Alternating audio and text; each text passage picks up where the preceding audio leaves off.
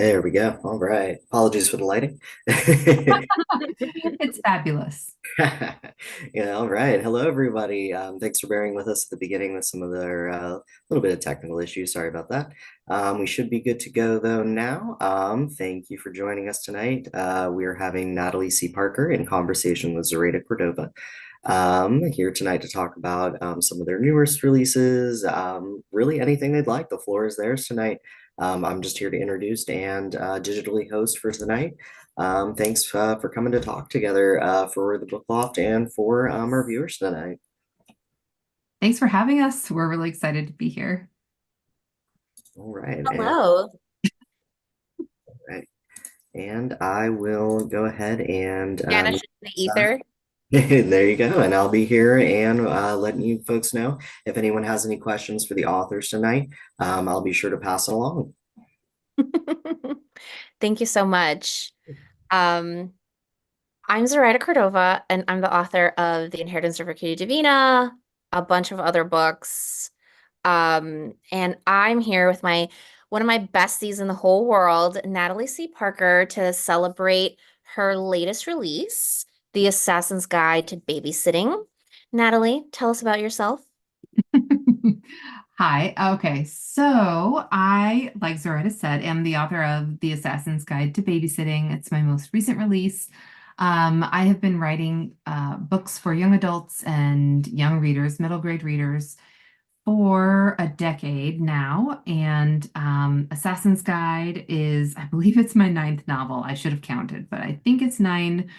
Um, I write in speculative spaces, everything from gothic horror to futuristic, like post-apocalyptic adventure. And together with Zoraida, I edit and put together a collection of anthologies that are focused on some of our favorite cryptids. Yeah, so that's who I am. Okay, and so tell us about the Assassin's Guide to Babysitting. Okay. Okay, so the Assassin's Guide to Babysitting, the quickest pitch that I've ever come up with is John Wick meets the Babysitters Club. So it is set in Kansas City. It is a hidden world, young adult adventure novel about a society where some people are born with talents, and the talents are kind of like superpowers, but there's like a set number of superpowers. So the story is about True, who is born with a talent that her parents tell her to keep secret, that if she exposes it to the world, she will be in danger. Um, and so she spends a lot of her young life learning how to hide this very specific, very special thing about herself. And the story kind of kicks off, I guess actually really kicks off, when she's 12 years old and assassins break into her house, and her parents basically tell her, run, go find this super scary assassin who lives in Kansas City to protect you, and they give their lives in order that she can survive. So she is now, in high school. She's a senior, and she has been in hiding for most of her life. She lives and trains under Kansas City's most feared assassin, and kind of has a dream of one day perhaps getting revenge on her parents. However, she's kind of living her life. And so the story is really about one day when she is out on a babysitting gig, because even deadly assassins need babysitters.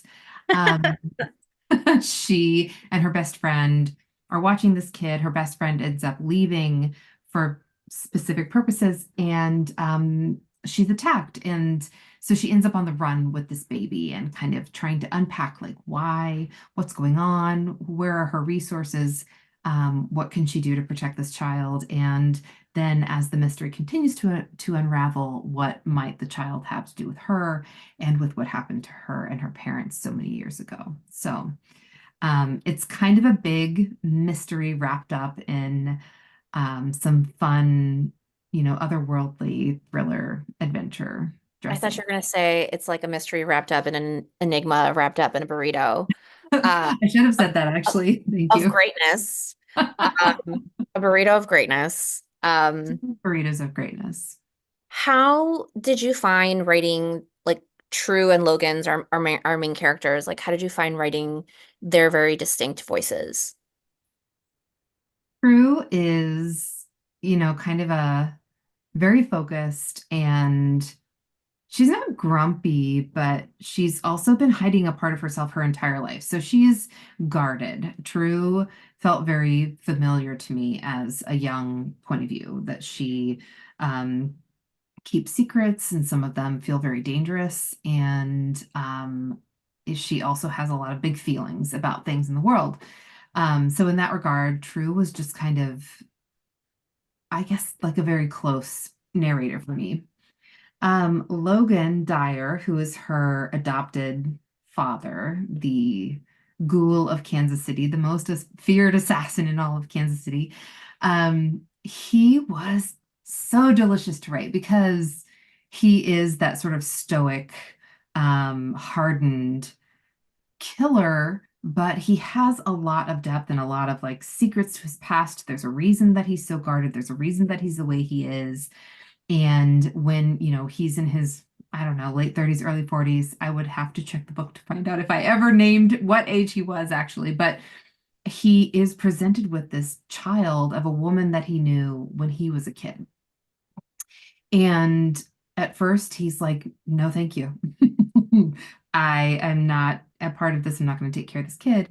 And then he slowly realizes, oh no, I'm definitely going to take care of this child. And that kind of, the hardened warrior with the heart of gold, the Oh, yeah. teddy bear insides, is one of my favorite kinds of characters to read, to watch. And so getting to write one was like a treat to myself. I love that so much. Do you, oh my God, I had like a question that I hadn't prepared for you that again, once again, fluttered out of my brain like a sexy fairy. But so you've had multiple releases in the last year. There's Come Out, which is a finalist for the Stoker Awards in the young adult category. Congratulations. Um, and you write really you've always, and then you had another book. You had so many Is books. it the one that we worked on together? Yes, fairies never Oh, lie. Zoraida. It's this What? one. This one. Yeah, fairies never lie. Love it. I was right. You were right. And Yes. so, but in all of this, I think you have a through line of the kind of characters you create. Do you think that you can tell? Because you talk about like your favorite characters to read, or watch. Do you feel like there's a very specific kind of heroine or protagonist that you gravitate toward? This year in these three books, actually, I think that I was kind of um, drilling down into a couple of questions about what it means to be a queer youth in America, what it means today to be queer. And Come Out is a very hard-hitting, very unflinching look at the ways that real harm is and can be done to queer teens, and how there's a lot of horror at the heart of being queer today. I mean, there has always been, but what does it look like today in a society where we, on one level, are very accepting and have created spaces, and on the other level, some of those spaces feel like traps. So, you know, um, the urge to hide versus the urge to come out is like it's a horrifying kind of space to occupy for a lot of young people, even for a lot of adults. So Come Out was like a very hard look at that kind of question, that kind of horror, the horror of everyday life, but also mapping it onto more of a supernatural story. Um, Assassin's Guide, which I was working on at the same time. Actually, I feel like even though they came out months apart and they're from different publishers, they look kind of like a set, the They do, color. yeah, the color scheme's really, really great. I thought you were gonna say like they feel very similar, which they don't. Like it still feels like you, but like different genres. Uh, Unlike what happened to me when I was writing a book and another book at the same time, I ended up having like a bunch of characters with the same name. Oh my gosh. Oh And no. and then I forgot. It was Kiss the Girl and Convergence, and I was like, oh, that's fine. Oh Nobody will no. notice. Oh Um, no. It's like when you're really like chewing on something in your brain and then and I'm like, I like that shows name. up. I haven't used it before, except for five No, minutes ago. for 5 minutes ago, it shows up repeatedly. Well, Assassin's Guide, because I was working on it, sort of the timelines overlapped with Come Out. I wanted that to feel much more fun. So even though the metaphor that overlays the whole thing, like, oh, somebody's been hiding a thing about themselves their whole life, the thing that she's hiding isn't that she's queer, although she is. Because I wanted to make sure that I gave myself a space inside a story that felt a little safer, that felt a little more fun and like um like the trauma wasn't going to force me to confront big questions about myself or being queer or like the dangers of encountering that in the world, that there was a different kind of story to be told around the experience of queerness, even though the themes are very much aligned. And then some of that carries over into my story in Fairies Never Lie, although it's a short story, so it's a very different kind of Hmm. approach. And it's more about like, interpersonal family, um, Acceptance. yeah, acceptance and like Understanding, I also felt reading. assumptions and all of that. Like it's still there, but it's a different kind of meditation, I guess, on the same theme. But you also had like 10 books come out in the past year. The past like couple years, yeah. So, this year, in the summer of August, summer August 2024, Oh my I God. had my middle grade, my first Star Wars middle grade, Beware the Nameless came out. And that was very exciting for me because I got to create a character named Churro the Hutt, who is a precious little flower of a hut, if you're familiar with the Star Wars universe.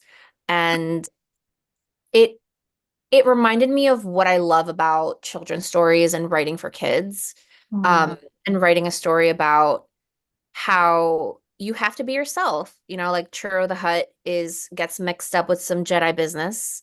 Um, and in this, sorry, I'm reading the comments right now.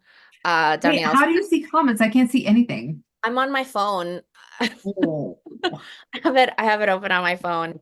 And somebody else said, Chandra said, Come Out was one of the best horror novels I read last year, which is correct. I also feel that way. thank you. Um, it's also the first horror novel that made me want to cry. Uh, and I know we're here to talk about Assassin's Guide, but that's just like how good your writing is in general, just so you know. But anyway, so writing about kids who still are trying to find their place in the galaxy or trying to find their identity, I think those topics are evergreen as writers, and I think that that actually brings us into the question of where do your fun ideas come from? This is maybe my favorite thing to talk about with Assassin's Guide because, like I was saying, writing Come Out was really hard.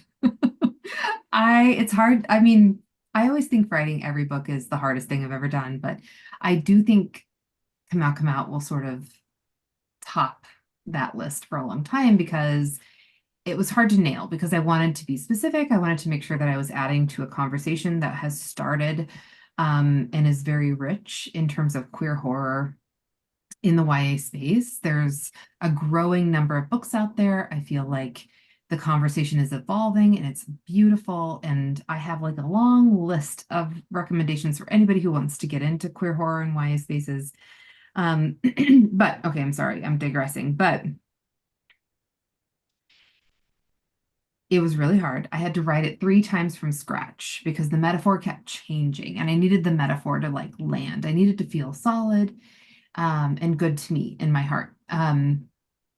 So at the same time, I was feeling like I needed something fun in my life to kind of give me a little bit of a reprieve from that experience. Um, So I was thinking about things that I love.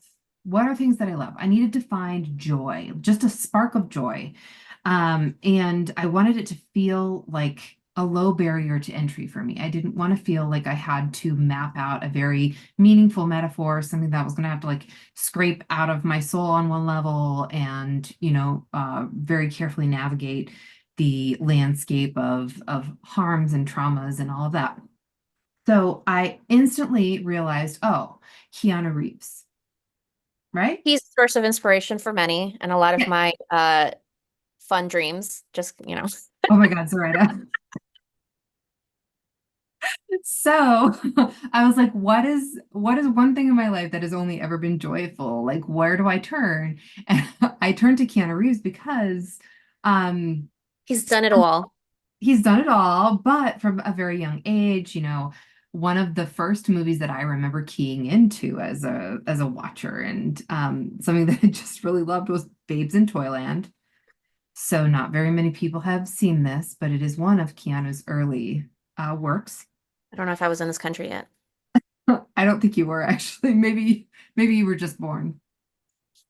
And then Speed, which I do think is maybe the most perfect Yeah, piece. absolutely. I feel like very little rises to its level. It is flawless. No, it's not flawless because flawless is boring. It has flaws, but I love it so much, and Keanu's performance is brilliant. So, also like The Matrix, Point Break, like whatever. I can just turn to the oeuvre that is Keanu Reeves. So I was like, okay, this gives me great joy. I can sit down, I can watch a movie, I just feel joy. There's no like angst that accompanies watching these things.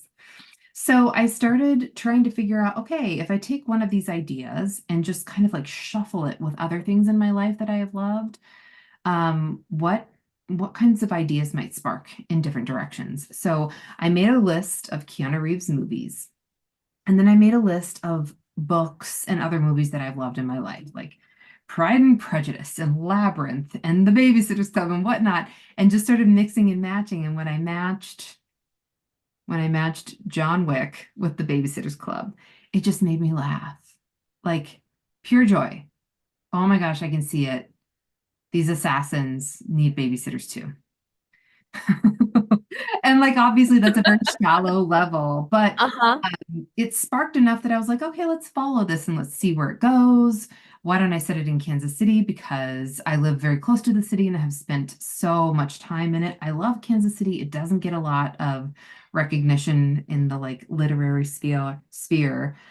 What if I did that and then sort of followed the things I love about Kansas City, merging it with a hidden world, with assassins, with babysitters, and then just kind of, played with that until I had a story.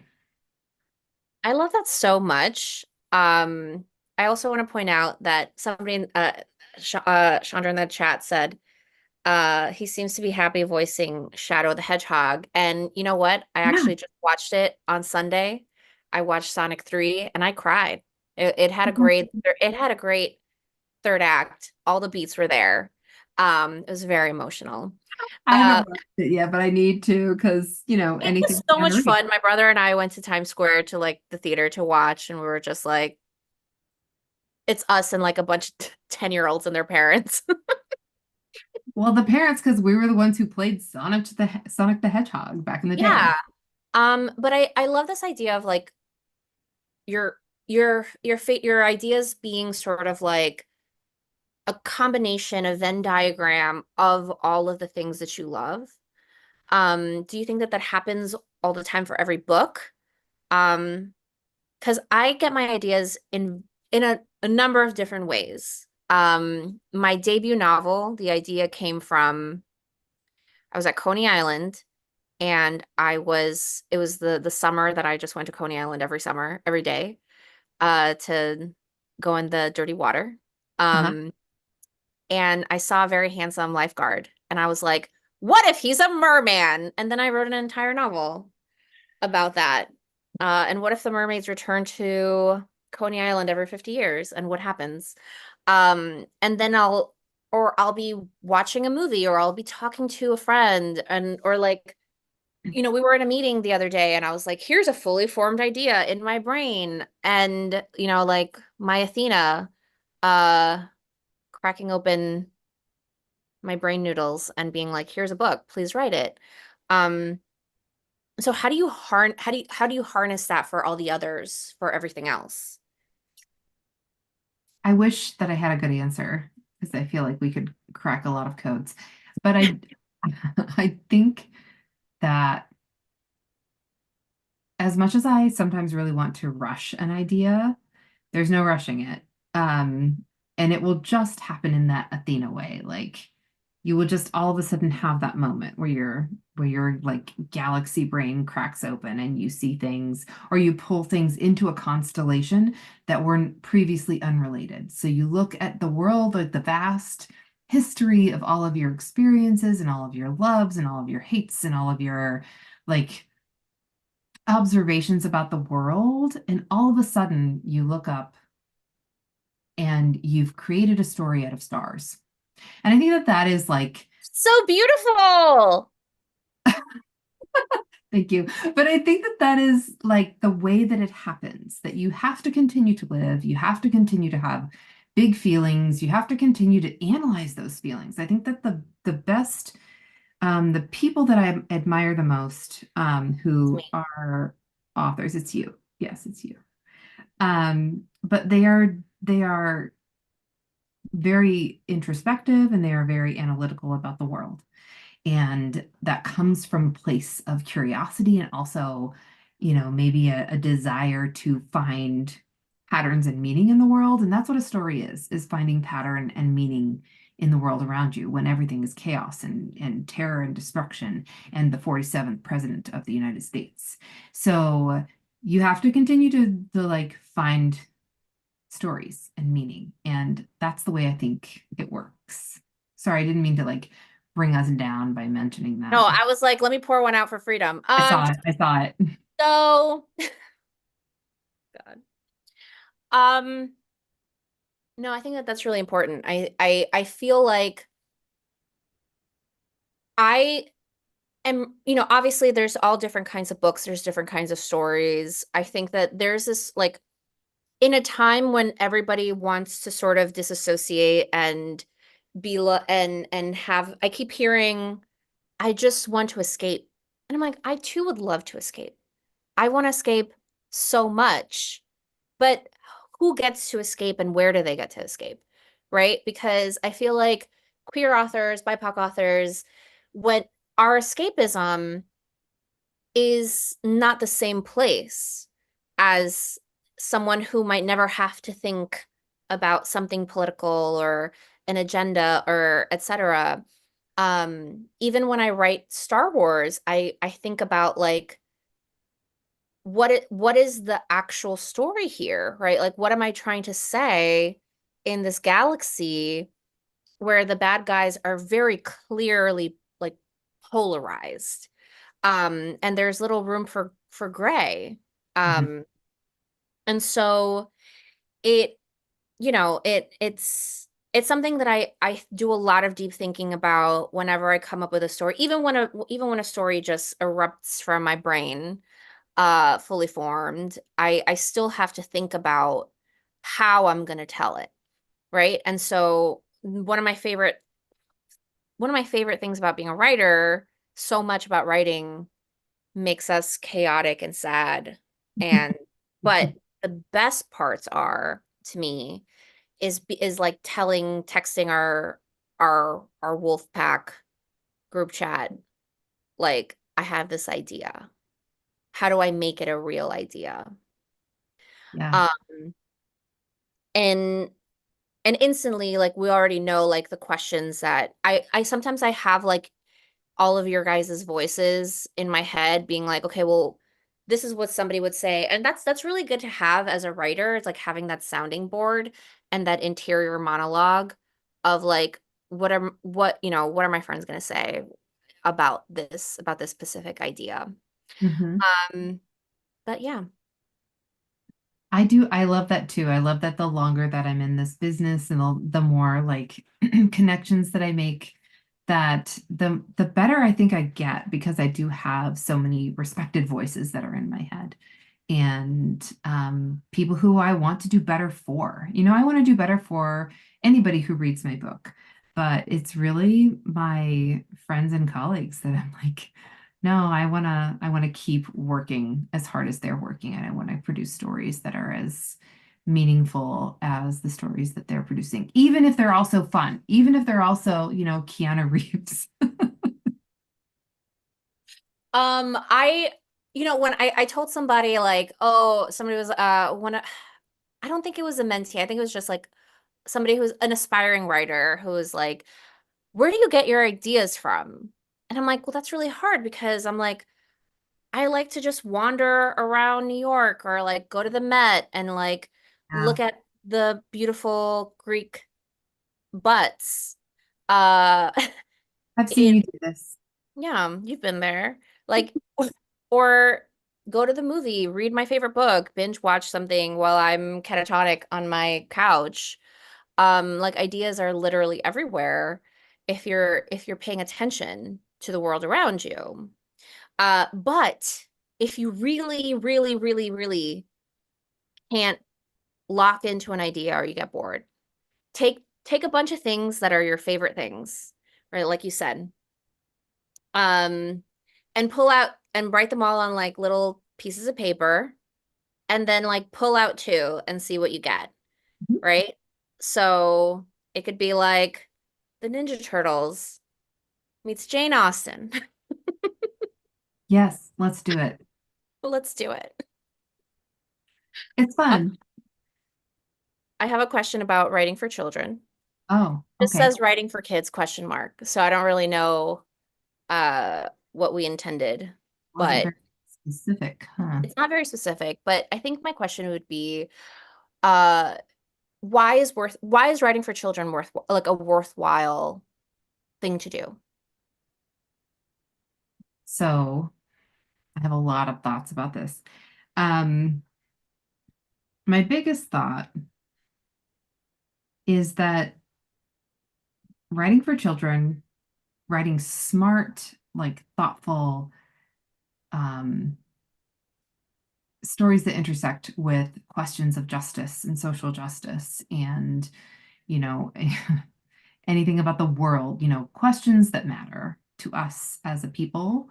I think that when you are are engaging in storytelling for children, you are igniting big ideas in them. You're inspiring their own inspiration and their own curiosity, and um, making the world bigger instead of smaller. And I think that that is one of the most valuable things that we can do for young people, is to make the world feel bigger.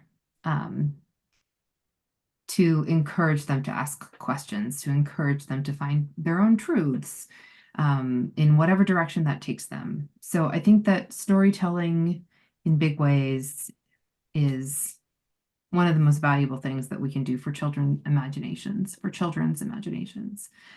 Um, I also think that it's just it's fun and freeing because younger readers, tend to engage in a degree of whimsy that adults more quickly put aside, or adults need more specific answers and are less willing to kind of go in that like surreal direction. I mean, I think about David Lynch, and obviously we're all thinking about David Lynch today, but one of the reasons as a child, I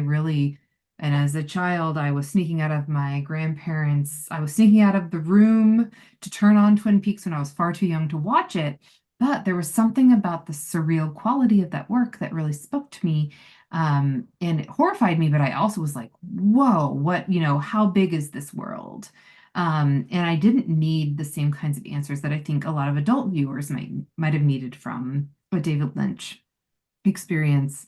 But I think about that when I'm writing for kids, that um, you can present story on a different kind of level. You don't have to answer all the questions because the kids are maybe not quite as ready to ask all of those questions, but they are also going to like create worlds around your worlds, which I think is really beautiful and fun. It's fun to write for kids. Absolutely. I've started to write adult books. I mean, I started to write adult books in 2014, when I started some romance novels. But I think that, even now, it's been, it's going to be 13 years since my debut novel, the Merman one, came out. And I think that it's still worthwhile to me to write for children and the children that might feel alone or that might feel left behind, um, in their imagination. Yeah. And so I think that, not to just be congratulating both of us, but a little bit, I think that like sometimes um I've met some aspiring authors who say that, oh, they're writing YA because YA is the thing that sells. And I'm like, yeah, but like you should be writing YA because you have something to say for that audience. And I think, oh well, I'm also, your anything that you write should have something to say. Um whether it's like true love conquers all, or like here's my gay agenda. Not your gay agenda, but you know what I You mean. know, it's the same. Yeah, I mean, and I agree with that. I feel like when I was first I starting support off it. writing in young adult spaces, um, I was writing to very like a different kind of experience, and it took me a while to actually open up about writing a queer narrative because of my own fears, my own insecurities. It's present in my early novels, but it is definitely obscured, and that has a lot to do with, like I said, my own fears, but also some of the responses that I got on a like industry level to earlier drafts. So it's been kind of a journey for me to still write for kids. And now I get to write, or I am going to continue to write. I don't get to write. I'm going to continue to write queer narratives that I think are really important for young readers, like um, middle grade readers and young adult readers alike. Uh, I want to put a pin in this because I have a question that ties to this, Yeah. but we're gonna take audience questions in the next 2 minutes. So 7:35. I have uh Chandra just left one in the chat. Jen Hubs says, as an aside, would 100% read Ninja Turtles meets Jane Austen, so great. I'm Um, actually like it's stirring back here. I'm like, oh no, Zoraida, we have a new collaboration to work on. So but for now, actually, can we talk about working together as anthologists? yes, we can. Um, so Zoraida and I in pre the pre-pandemic, was it right before the pandemic when we decided that we would create a series of anthologies together? Uh, was it that specific February or the year before that? Sometime around I then. think it was 2019. So yeah, I think it was 2019 when we were just kind of like floating in the pool of ideas and trying to like come up with things that we wanted to explore in the future. And Zoraida was like, oh, I miss vampires because it was 2019 and there weren't a whole lot of vampires around at that time.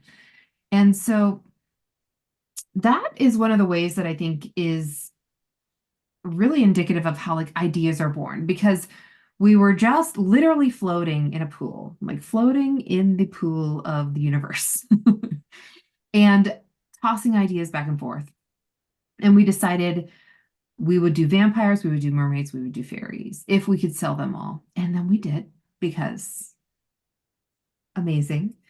Um, but pulling together an entire team of authors to write around a centralized theme um, was both one incredibly challenging and two incredibly rewarding. So, Zoraida, what is it like to work with me? Um, I feel like I am a chaotic little Tasmanian devil. I was like, what's that one? The guy. And you somehow, who's the Tasmanian devil's friend? Bugs Bunny? I don't know. Um, was there something like I'm an sorry. I elephant? don't Looney Tunes is not a good comp for Is this. not my forte. I have to like Google it. I don't know Uh, who the Tasmanian's devil friend. Does anybody have an answer? Somebody can help well, us. okay, fine. I'm just like I feel like we balance each other out in many different ways. I think that like I think we're both very grounded and practical in many ways, but I do think that like sometimes I just go off on like let's do this and this and this and you're like, "Okay, but what can we do actually?" I love your organization skills. I love the way that you ideate. I love the way that you um help me figure out stories and when we so putting an anthology together is like figuring out how to put like a puzzle together in a way that makes sense, but you don't know what the puzzle actually looks like. Um, and so with that in mind, I think that like I just think that we make a good team. Like we were complementary in many different ways. Yeah. Um, Because if I pull you down from big ideas, you sometimes have to pull me up from like you're two in this one space and you need to open up a little bit. And like I think that we are a very good balance and it was necessary for this kind of project because we were wrangling, what is it, like 36 authors over 3 books? I mean, the first one was only nine Mhm. authors It's or 10. eight. Well, oh, 10 aside from me and you. Yeah. And then the next batch was 14 And the next and part was and 14. yeah, and then 14 again. And so like I feel like 10 was a good number and then we just sort of like it went wily. And our wonderful illustrator for our pre-order giveaways, Diana Sousa's in the chat and says, Diana's in the yeah, chat. says, I love those anthologies, but might be biased. No, you're allowed to love them. It's fine. Mhm, Um, mhm. so okay, great. So I do have a question for us, but let me get to some of the questions that have been asked in the chat. And one of them is actually something that I did have for you, which is, would Natalie write for adults like many YA authors have done? I would write for adults. I am sort of waiting to figure out which of my ideas feels like the best debut into the adult space. Obviously, I think anybody who's familiar with my books knows that I like a mystery. I like kind of the thriller vibes. Um, so I imagine if I take a step into the adult spaces, it would be either in sort of a thriller direction or horror because horror is just one of those things that I both enjoy as a consumer, but also just really find fascinating on a like intellectual and even academic level. I really love horror. So if I can figure out exactly what I have to say in the adult space, it would probably be a horror. Excellent. And I want that for you as soon as, I mean, you're already writing like 17 million things, but if you Mhm. can find an extra hour per week, you can Yeah, chip in. easy. 1 week, that's all I need. A week. It's like an entire book in a week. Yeah, easy. Um, Start thinking about the upcoming 2025 titles we're excited about. We'll do that a little bit towards in the next couple minutes. But Danielle Clayton asks, what kind of talent would you have from your world, Natalie? So the thing about the talents in the Assassin's Guide world is that like you really don't get to they're not like associated with personality. They're not like linked to the kind of person that you are. You're just sort of born into it. It's like a genetic trait. Like Some are more an X, fun. Like what? like an X-Men. Like an X-Men. That's what I meant. Like the metaphor is really there for the taking. If you want to like lean into the metaphor of what True is hiding, this she got the talent that everybody thinks you should hide. So, if you want to lean into it, it's there. However, it shouldn't take you to a specific trauma place. Um, I know the one that I would want, and that is to be a wingtip, like Logan Dyer, who, as we might have said already, I find very fantastic. But the wingtips are excessively agile and swift. Like they can move, faster than you can really see. So everything is grounded in our world. It's like they have cell phones, they go to school, they drive cars, but the talents sort of exist. It's an overlay on top of all of that. So there are bullseyes who have pretty perfect aim. They can always hit their target. There are strong arms who are very strong. The wingtips, as I said, are very agile and graceful and swift. And then there are bombshells who are a little bit like a berserk warrior, and they can actually become unstable and explode. And then the fifth, Me? yeah, just like you. The fifth talent is the one that True is, and it's not very much of a spoiler because it's like very overt from the opening chapters. True is a bastion, and she's the one that everybody thinks, these talents are the most dangerous, and if they ever assert themselves, we'll all be in danger. So if anybody is a bastion, we need to like lock them away for the rest of their lives, if not kill them. Problem is they're pretty untouchable. So bastions are like impermeable. They you can't stab them. Their skin is kind of tough and resistant to everything like blades and bullets. They're pretty impossible to kill. They do have one weakness, but I won't tell you. You'll have to read the book to find out. But that's a bastion. So I think I would want to be a wingtip because I like being fast and graceful. Um, I want to be the chaos one. You want to be the bombshell? Yeah. You can be the bombshell. I think that you essentially are already, actually. There we go. So if the shoe fits. Let's see. Danielle also wants to be a bombshell, and then she says, "Oh, or a bullseye." Yeah, the Uh, bullseyes are they're pretty great. I mean, they're all great. okay. Serious question. What would you tell your younger self? Well, you even prepared me for this one, and I didn't prepare an answer.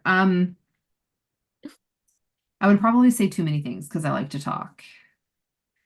But I mean, can you be a little more specific? Like, what would I tell myself about eating too many Starbursts at Halloween? Or what would I tell myself about, where life's gonna take you? I feel like you can, okay. What would you tell your younger writer self? Oh,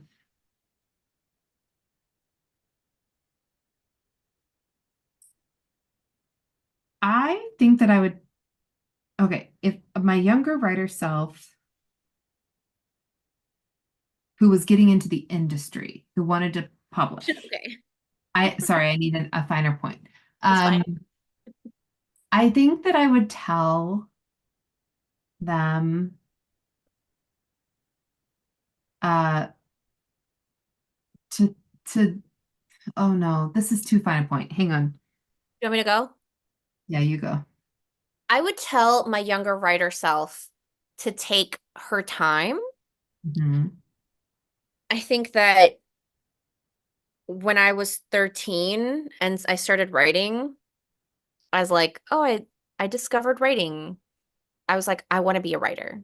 And then when I was 17 and I did like a writing program, I was like, I'm ready to be published. And then when I got my first book deal in 2012, 2011, I was like, I'm ready. And I think that like I could have waited another year or two. Because I was in such a rush to get published that I like took the first deal. Hmm. And I'm happy I did because in retrospect, like it led to the books that I wrote, the friends that I have. Um, but I do think that like you always need to remind yourself like to slow down so you don't like crash and burn. Um, and I would also tell my younger self, my younger writer self, to write the crazy, weird ideas in her head as opposed to talking herself out of it because eventually somebody else is just going to write it because of big magic. My God. I mean, I think that I would say to my younger self that I would try to convince myself not to hold back on the kinds of stories that I wanted to tell, that I didn't need to weed things out. Like you didn't Um, need to weed out your identity. Same. mhm. Think I would try to, and I'm still not, I'm like, I'm not sure that that would have been successful, but I think I would have tried. You would have been a pioneer. You are a Mhm. pioneer in my heart. Thanks. Um, I have one we have a question I think you can see in our chat in the Zoom about what we're excited for in 2025. Um, but I want to save that for last. So is there so if there are any other questions, you guys should pipe up now. Hype up now, she says. Hype up. Um, Are you trying to go on YouTube to see the chat? I can't, I don't know how to do that. I was You trying can't, to it's remind fine. Don't do myself it. what is coming out in 2025 because I'm I'm terrible at keeping those lists. Can you say what you're working on now, what you're working on next? Yes, I can. I think. Because one of them is related to the book that we're talking about today. Yes. Okay, so for me, coming up next, I am actually working on, right as we speak, it is right here behind this window, so you can't see it. But I'm working on the sequel to The Assassin's Guide to Babysitting, which does stand on its own. So the sequel came about after the whole book was complete. It's meant to stand on its own.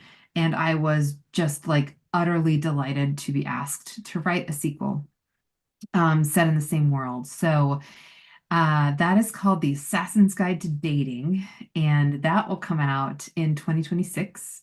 I'm really, really excited for it. So that is one thing. And then the other thing that I'm also currently working on is a co-authored book with Julie Murphy called uh,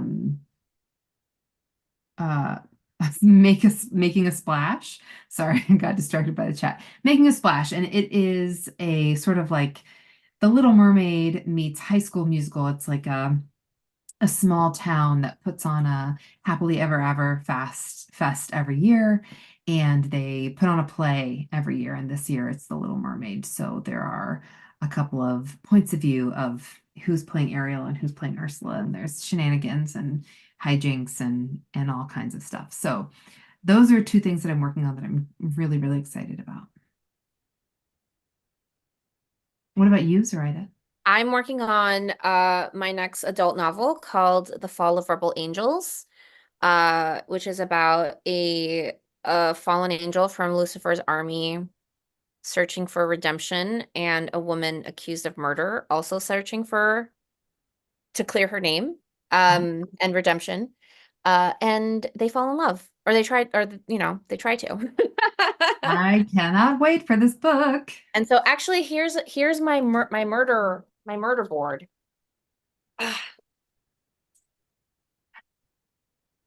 Ooh, it's grown since I saw it last. She's Oh, okay. so this is a children's book event. So yeah, so that's my next novel. I have a Star Wars comic book out next week.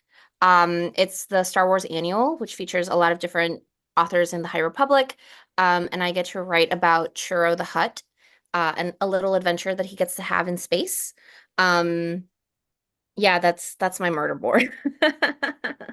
I love it. But I'm working on that and then a bunch of speculative like stuff that will hopefully go out on submission. So just trying to keep busy this year for sure. To keep writing, keep coming up with ideas, keep like having ideas grow fully formed out of our brains. Danielle asked a question which she should have asked earlier because it's but is what is the hardest part of building your worlds, building our worlds? Danielle, she's not even on screen. You're roasting her. Okay.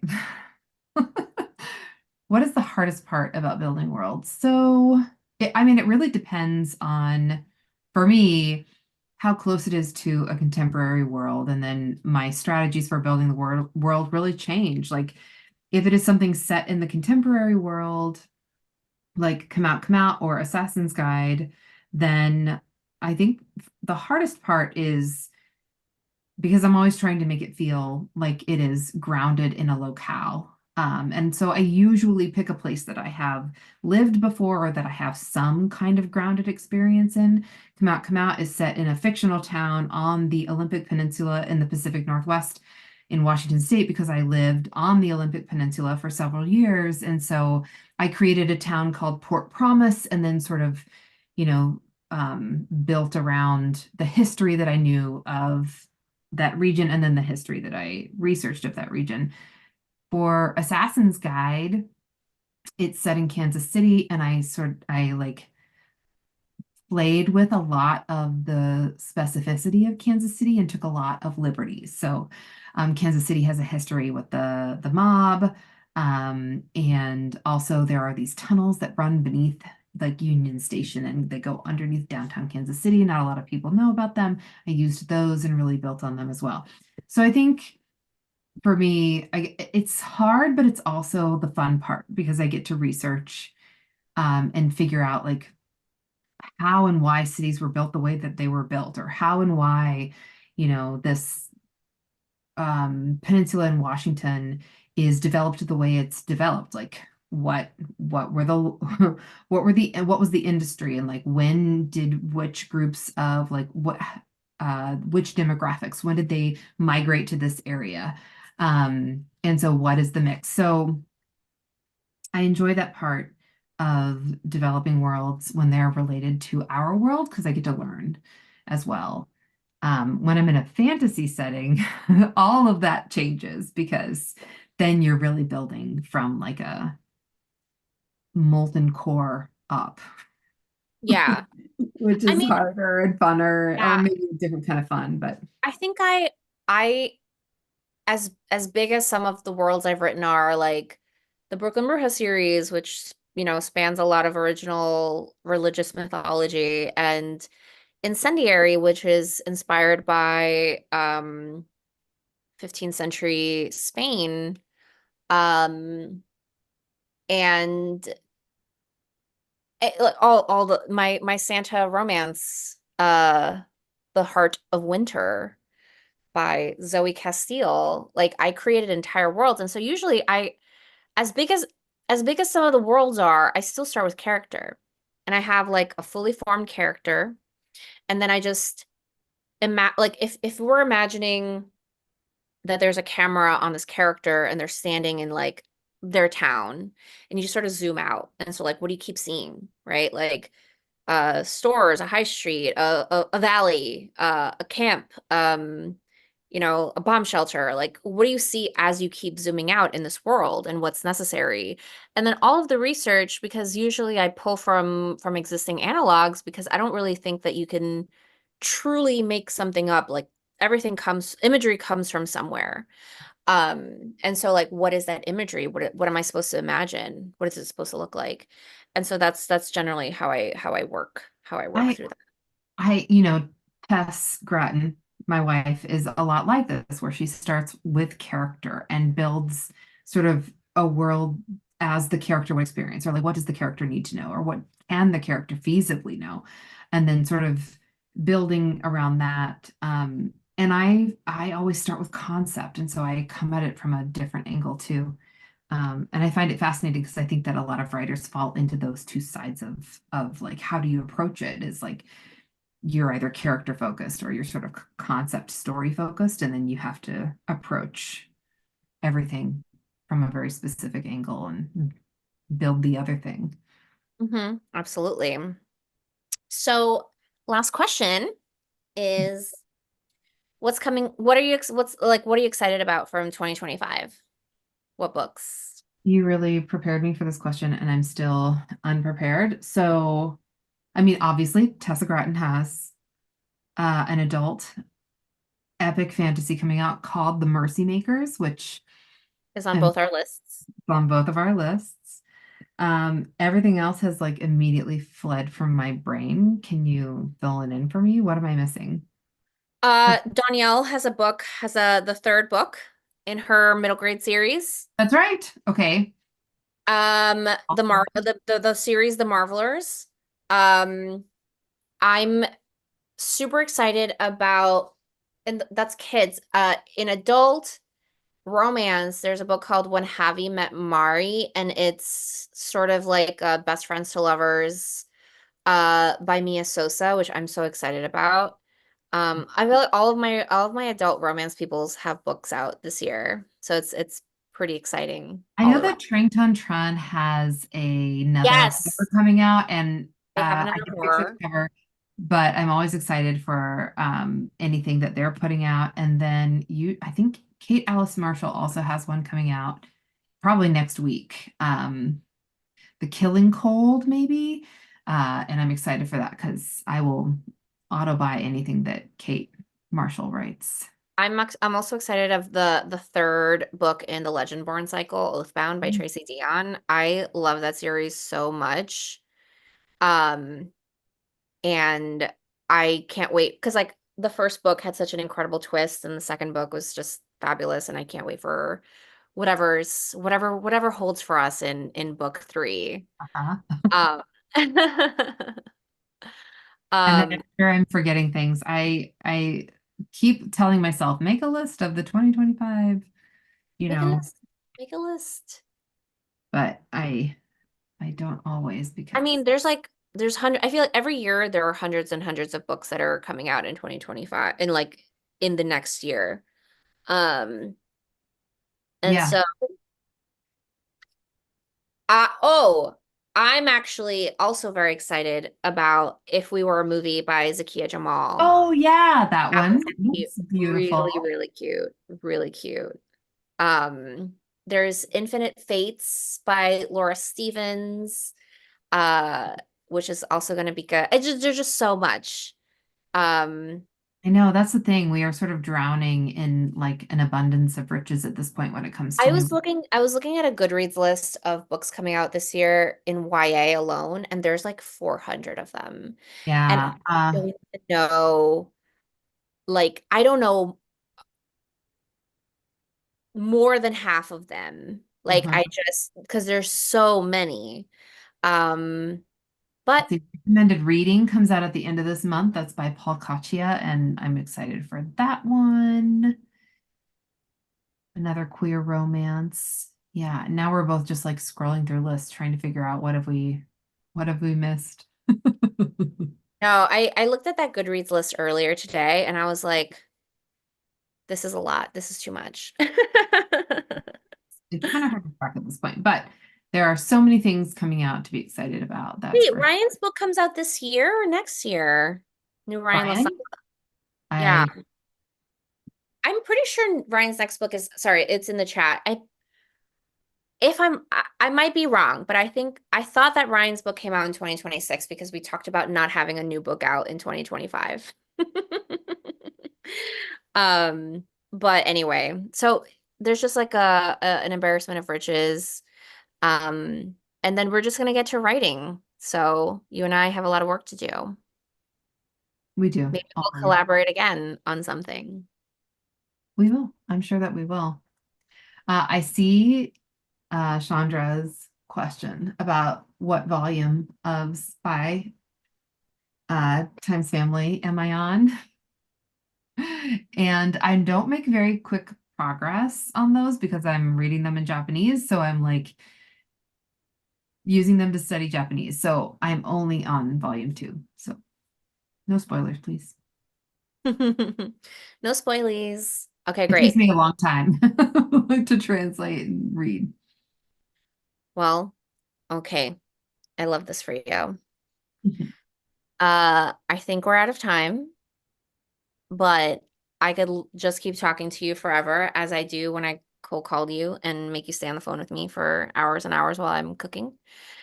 Um, but I love you so much. Congratulations on your new book and your Thank nomination. And I hope everybody picks up Babysitter's Guide, you. Assassin's Guide, I love Babysitter's Guide. Assassin's Guide to Babysitting. Hello, Nick. Hello Hello. again. Thank you everyone for watching, and thank you guys for joining us tonight. We had a really great time, really lively chat, really great to see, and a lot of engagement. I really enjoyed listening to you both and hearing your opinions on things, and I'm really excited to see what you guys have got next coming up in the future. Awesome. Thank you. Thanks for having us tonight. This is awesome. Of course, thank you.